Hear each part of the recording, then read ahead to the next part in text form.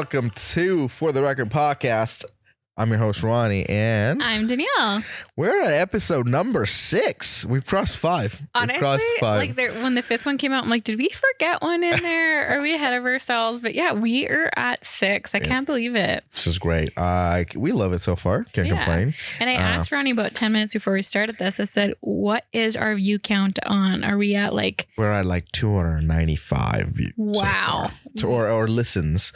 I haven't counted the YouTube views yet. YouTube videos? So I haven't counted that yet. I think a lot more people maybe listen, man. This is great. Like the more people listening to it. What was it? You said we started 5 or something. And then you said your janitor at school.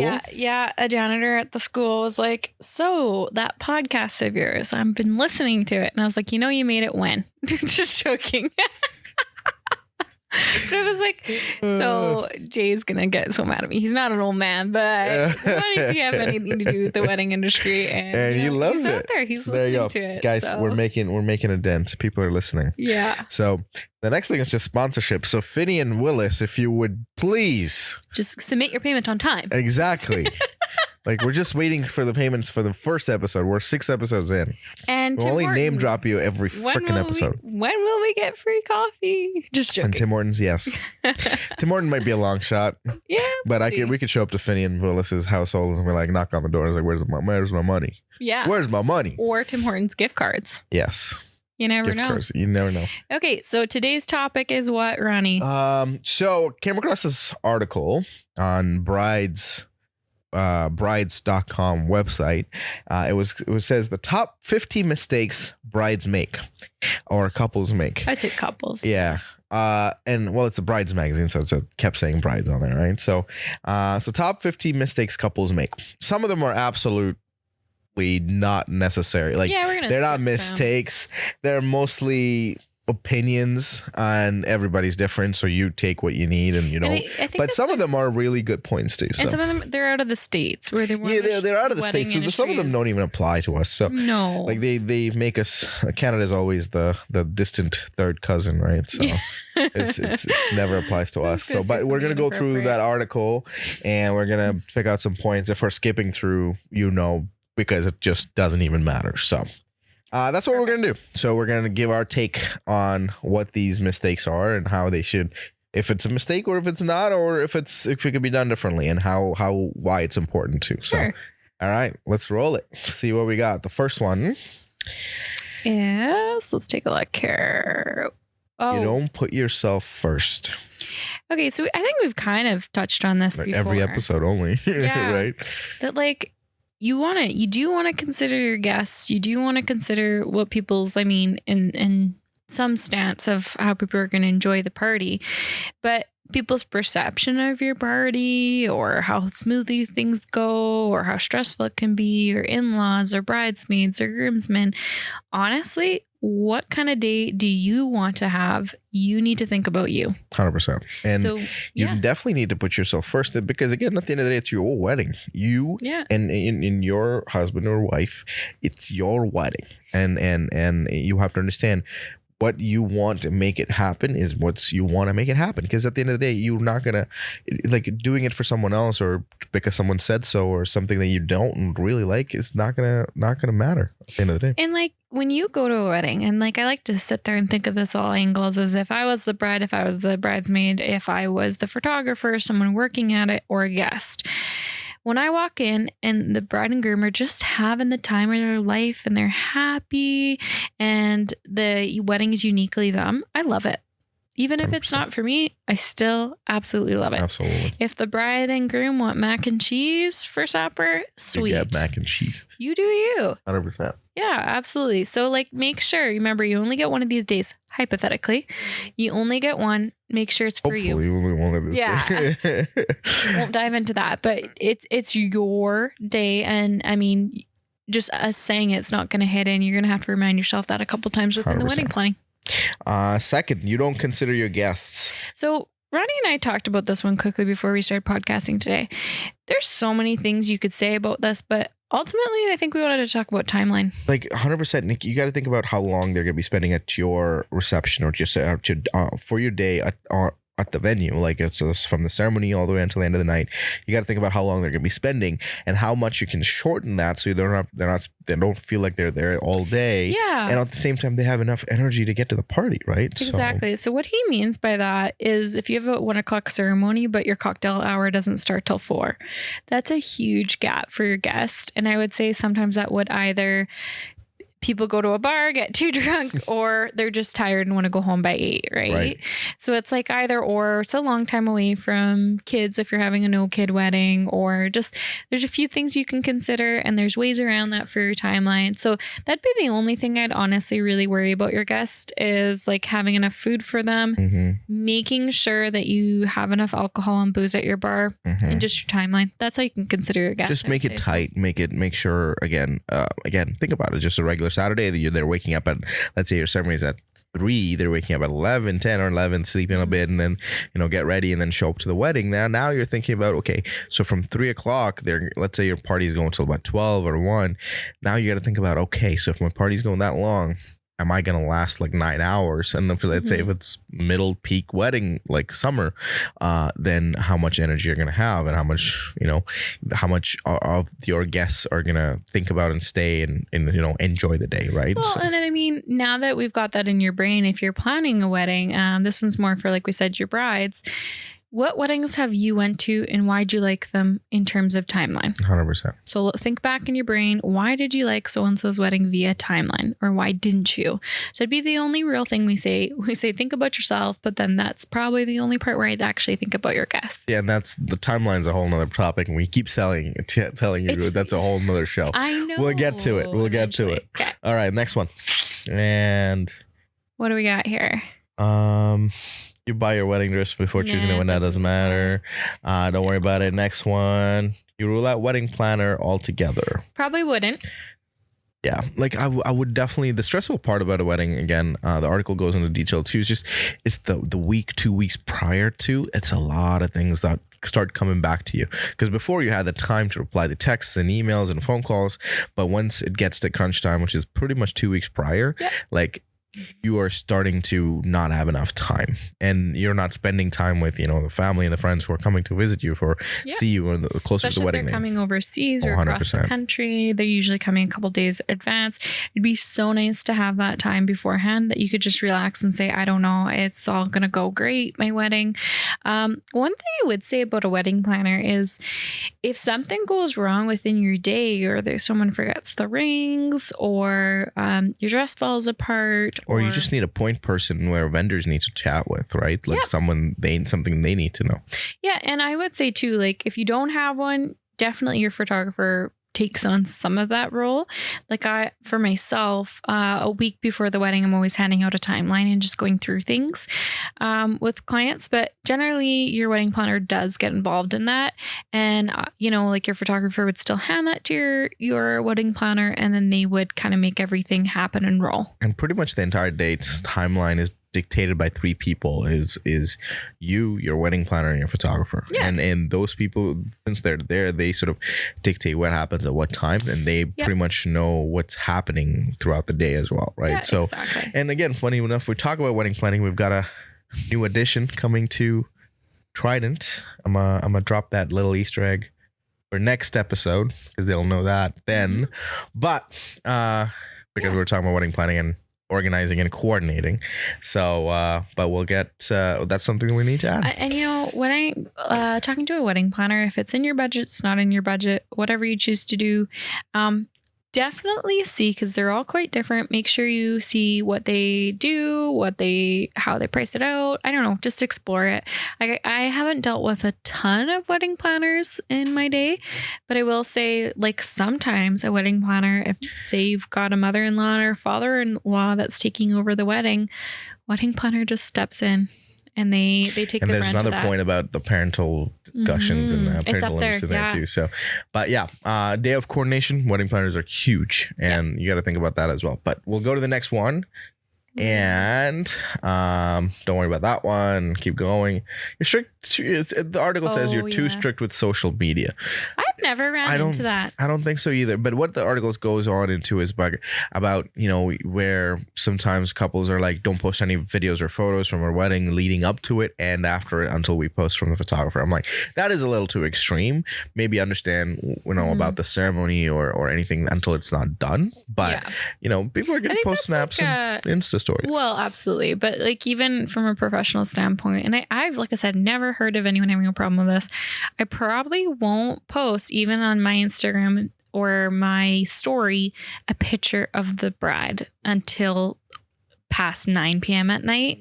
As a professional standpoint, if I post a picture of her getting ready, the groom can see it. The whole family. Like, I'm not going to post anything for that ceremony myself. But you know, BTS is great. Like behind the scenes is great. But what we're showing and who's got access and where they've got access. Yeah, it's all. It's about some of the basically just of the day of how that you want it to feel, right? I mean, for other upcoming photographers or videographers, do not post anything till probably after supper, to be honest with you.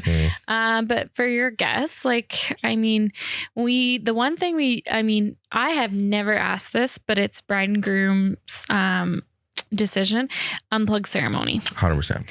I see people mention it and people still do it anyway. Like, I literally have pictures of people's phones hanging out the aisle, even though it was just mentioned. The bride's walking down and there's a cell phone. I'm like, yeah, I can't quite edit that one out, but they're gonna know who did it. Like, it's the photo. Like, it's gonna be in the photo. And the reason we say that too is just we got it. Being in the moment, right? Yeah, your guests are there to see you guys and have like be in the moment and enjoy that. And imagine seeing the entire thing through a phone screen. It's not the same. You know what? I'm sorry to call out, but it's our older generation does it with the iPad. We think younger generation has the FOMO. Trust me, the older generation has even more. Know what? It's valid. It's like valid. My parents' age. They okay, I hear it. I just don't care, and I'm gonna get it anyway because I want to show my friends. Well, here's the thing. Nowadays, when we deliver photos, it's not just like a USB and a couple prints. No, it's like an online gallery. So could it be shared? Yeah, absolutely. I highly doubt any groom wouldn't send you photos if you requested them if you're a guest. I think 100%. Any couple would they would definitely send you the link. And yeah, exactly. And then you could have the professional photos, get really good prints, not your cell phone picture. So I mean, 100%. We kind of went off topic there, but it needed to be said. Yes. Okay, what do we got next? Let's think about unplugged ceremonies, but not unplugged weddings. There's differences to it. So, this one's a good one for girls and guys. You fall victim to crash dieting. Yeah. Fair enough. Fair point. So, I mean, I just had a baby. So I know, been there, done that. Our fitness people can speak to this. I am not the fitness person. I'm the fitness pizza in my mouth. But yeah, it's your wedding. Like, you need to get your dress or start looking at minimum 8 months before your wedding, right? Be within 10 pounds. Be within 10 pounds when you are going dress shopping. That is the rule. Don't buy a dress too small. Don't buy a dress too big. Be within 10 pounds of that wedding goal weight before you go dress shopping. So something to just keep in mind. And something to try it on 2 weeks prior to, not the day of, the day before, because now you have time to make any adjustments too that you need, right? Because sometimes when you order, say, a size 12 for a dress and you've lost 30 some pounds and you're like, oh, they can bring that in. It might not look like the same dress, right? At all. Or vice versa. You crash dieted and you end up gaining more weight back. And it's like, there's not usually a lot to let out. So within 10 pounds up or 10 pounds down, when you go dress shopping, that's where you want to be. Good to know. All right. I'm going to start my diet today. As we crush pizza. Okay. The time gap between ceremony and reception, we talked about that one. You misplace your engagement, no, it doesn't matter. Keep going. Bridal party gifts, keep going. You don't feed your vendors. Ooh, this is true. Okay. I've got two different opinions. One, absolutely, from a videographer perspective, yes. From an entertainment perspective, not really. But go on. Okay, so if you won't have known this unless one of your sisters, brothers got married, or a close cousin or a close friend tells Again, hopefully you this is your first and last wedding. So. Yeah, exactly. Right. We'll keep bringing that up, get people all worked up. Just joking. What you want to make sure and you account for, and some wedding photographers actually have this in their contract. You know what? For a really long time, I never have. There's only been one wedding I actually shot with Mark Willis where we didn't get fed, and I think he had it on the contract, but you do have to feed, if you're getting videographers, photographers, second shooters, you have to feed all them and you have to put them at a table. So general rule of thumb for definitely a photographer. Do you guys care where you sit at the ceremony? Yeah. I don't pay attention to you. Just joking. Wow. Not the ceremony. The reception. I'm just joking. You kind of want to, you could sit your videographer, photographer all at the same table. We don't want to be in the back because, you know, when you have your kissing games and stuff like that, we can't travel through a whole bunch of people to catch that. Yep. And like, I will drop my mouth full of food and be like, ooh, something's happening, go running with my camera. I'll do it. But if I've got to run from the back of the venue, not so fun. And the other thing too is depending what you're doing for games or calling activities or plating tables or whatever, you do want to feed your vendors, which is your videographer, photographer, whatever, DJ.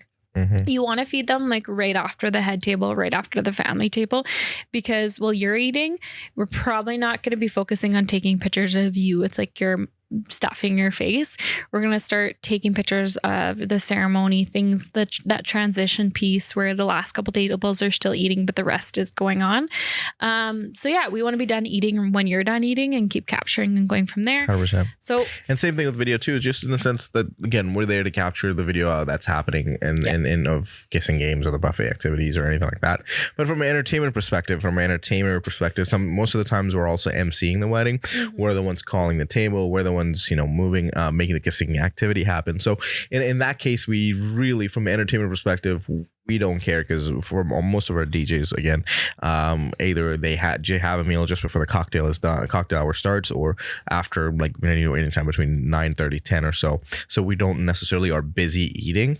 We're rather running the whole other part of it. So from a videographer, photographer perspective, 100% a table closer to the head table or the families, and just so we can access, have easy access to wherever we need to go to. Oh yeah, and I tend to leave like a bunch of cameras that's sitting at my table, and I'm picking and changing 100%. So stuff up so definitely think about, again, part of the videographer. If you have a band, you know, the band is definitely, because there are 6 different people or 5 different people. The photographer are definitely some of the people that also your wedding planner. If you have a wedding planner who's day of coordinating with you, also think about them as well. So have a table arranged for them. Exactly. And I mean, another thing about wedding planner, just see all of them include different things in their packages, right? And there's different expectations. So definitely check them out. Again, this is a whole nother conversation of contracts and what you need to look for, what you need to learn. But definitely read through the contract, see what they say, and then remember those because that is important. But it's there to, you know, safeguard yourself and the vendor. So but general rule of thumb, you have to feed those people. 100%. Yeah. So, and you wouldn't have known that either, right? If you didn't get married, you wouldn't know. Yeah. So next one, and keep going. No, next one, don't worry about it. And you don't you don't say hello to everyone. I'm like, no, you're not gonna have time. No. You're not gonna have the energy. And if you absolutely be my guest, have a receiving line. If you want to say hello to everybody, go for it. I have not seen a receiving line. I have seen receiving lines, especially Ukrainian weddings. I'm Ukrainian, dude. Like anything north of from Brandon, Dauphin, literally. Every single wedding we've done, receiving lines. What? And it's a thing, and I understand. Okay, like when I got married, we finished dinner, and we literally went to every table, saying hi to people. Took a group photo with every table. There was 29 tables, and we went and did that with every single table. I guess and that's the thing. It's all different with each culture and tradition. And 100%. And but like Ukrainian people, come on. But the thing is, you don't have to feel like you have to say hello to everybody. No, right? I mean, like, Ukrainian people, where you at? I'm gonna practice up my terms. I'm gonna whip out the wrong words. My dad's gonna kill me. He's like fluent in Ukrainian, and if I say pierogi or cabbage roll wrong, I'm gonna get it tonight. Or what's it? Kielbasa? Kielbasa. No, don't you dare! You're messing me right up. No, I can't. Dad, if you're listening to online, cannot screw up Ukrainian words. Danielle's dad, if you're listening, I'm only half, so I can only be half right. There you go. So. So receiving lions, like, I guess, going back to the first point, if you want to do it, do it. I find too that, like, if you're having a 50-person wedding, absolutely, you get to say hi to everybody. And it won't take too long. No, if you're having 180 plus, there's no way you can enjoy your night the way that you want to and, like, have a fun night or even drink and say hi to everyone. You got to think about it. What time do you wake up that day? 6:30, 7 in the morning? By the time you say hello to everybody and you're done, it might be 9:30, 10. Yeah. And how much energy do you think you're going to have? None. Right? And it's okay. Like, but... it's what you want to do. So are you. Mm-hmm. I just want to please everyone. Don't worry about it. Sometimes just dancing in the crowd of a bunch of people and just kind of shaking your hand is good enough. They're there for your wedding. You invited them because you thought about them. I will say this though. If someone's traveled overseas, like, wouldn't hurt to go say hi, probably. But it's the variable. It's there's so many variables to think about. So you do what's comfortable for you, right? Mm-hmm. And what you need to do, and not because, again, okay, do I have to say hi to everybody? Do I have to have a receiving line? Not really. No. Like, you think about what you want and go from there. But okay, what do we got for topics here? And let's keep going. Keep going. So some of these are not even absolutely applicable. Like you forget the power of paper. Come on, it's 2022. Yeah. Over decorate. You cannot over decorate. You over decorate. I'm like, there's no thing called over decorate. Yeah, there was one on here actually. We haven't ran into it yet. But keep going. What did I talk about? No. Oh, I can't think anymore. Overdose on hair products. Jesus. Good. You're good. You're fine. Your DUI. That's what it was. DIY, yeah. DUI. Do not get DUI is a different thing than DIY, Danielle. Okay, anyway. I can speak English na my fault. Okay, so... She turned into Mario real quick. I don't want to miss Mario. I don't know. Okay, that is it. Could have been Borat. Okay, could have been definitely been Borat. You have not commented on my outfit today. Well, I was going to do that at the very end of it. Okay, I'll wait for it. Because, like, I can't even deny it's a little special. I told her already when I'm going to commit. And went in the washroom and put it on and came out and was like, this was a mistake. I exactly told her what I'm going to tell her at the end of this episode. Okay, we'll leave it for you. Okay, DUI. No, DUI. Repeat after me. D I Y. Got it. Oh my God. Do it yourself. Do it yourself. So okay. What were we gonna talk about? Okay, not DUIs. Okay. Okay, let's just stop talking about the initials. We got this for the abbreviation. They let me teach kids sometimes, you know that. Get DIY happy. It says to not. And my personal opinion, you want to make everything for your wedding, to your bookcase, to your centerpieces. Do it, girl or guy. Do it. Think about the timing. But just make sure that you've got it done 2 months before your wedding. Like, don't be like, oh, I'm going to make the table signs the week before the wedding. I think not. You do whatever you have to do. Just give yourself 8 weeks before the wedding to have it done. Mm-hmm. That's the rule of thumb. DIY is the thing. Have you heard of this little app called Pinterest? It is all about Pinterest DIY. Is dangerous. Very. Pinterest weddings and a real wedding are two different budgets. Things. different things. Budgets. They are different things. I think on Pinterest I have like 14 different styles of weddings pinned on a board. Can't afford any of them. From a videographer and an entertainment perspective, the amount of boards I have, but all of them are secret, just because I don't want to show. Like, I don't make them secret. You didn't know. No, everyone's gonna think I'm so crazy. Wait, I do have followers. Okay, sidetrack. Let's go to Danielle's Pinterest right about Everyone's now. gonna be like, that psycho. No, put it away. Put it away. Damn it. Put it away. I haven't even logged into my Pinterest. It's right there, but I haven't. No. I haven't logged There's in. things from like how to make your skin brown, so I self-waxing to, you know what? Like I said, show 14 notes different weddings. and description on YouTube is gonna have link to Danielle's Pinterest. No. So we're gonna go Look see away. all 14 different types of weddings Danielle's got. Okay, no, look away. I don't even know what's on there. It's like how to groom your golden doodle. Yes. Okay. I'm gonna. I can't wait for this episode to be done now. I want to go down to this Pinterest. House ideas from like 2014. Let's go. Okay. Okay, where are we at here? You can't let go of the little things. Well, Listen, that's a big one. Yes, there are going to be a ton of little things that is going to require. You're going to think, okay, it's going to. Well, the detail is there, but you're going to be like, okay, this is going to be important. But you have to understand the details don't necessarily matter in the big picture. No. You got to think about, is it actually going to really matter 2 days after the wedding that somebody didn't notice, I don't know, a little thing on the centerpiece on the table? Not really.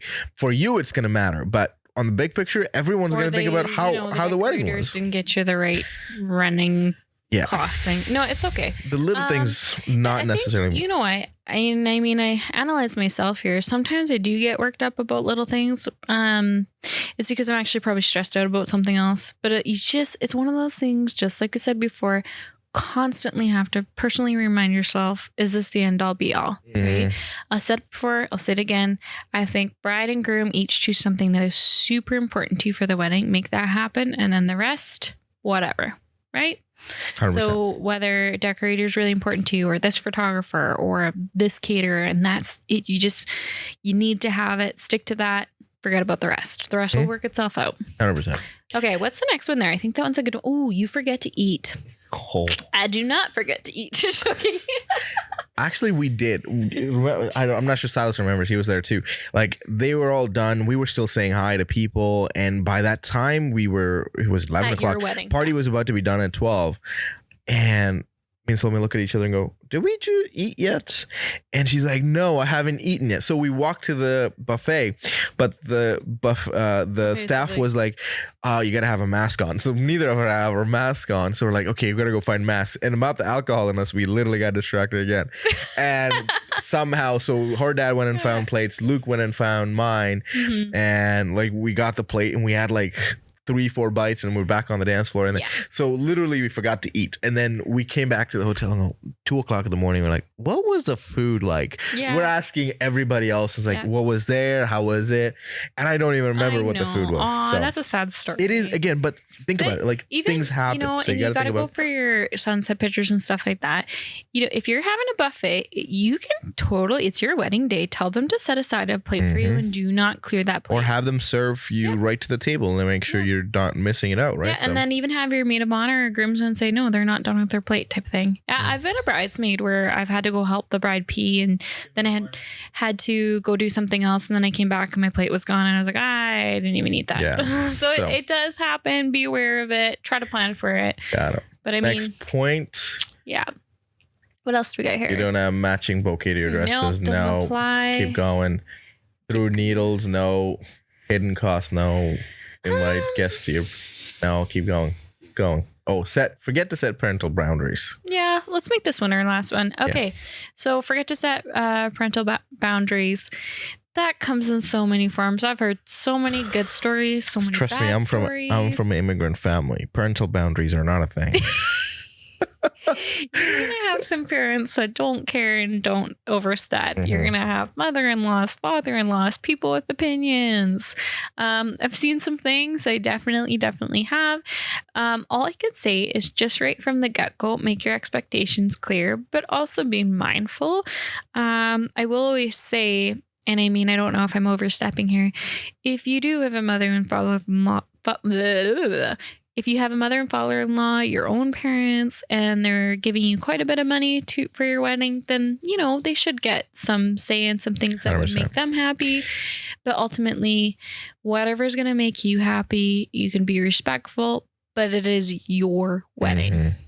And the thing is too, again, as I said, like I've got different perspectives on it too. Like for me, when both of our parents decided, listen, we're gonna invite friends of ours, we're gonna invite neighbors of ours. We're like, no, you're not inviting neighbor that you were a neighbor with 20 years ago just because you're close still. That doesn't make sense. Yeah. But there has to be some sort of understanding that at the end of the day, your wedding is gonna happen the way you want it to happen. And if that involves, making sure your parents are a little happy and, make sure they in certain ways and make sure they're there. And then understanding. And be honest and open with them 100%. From the get-go.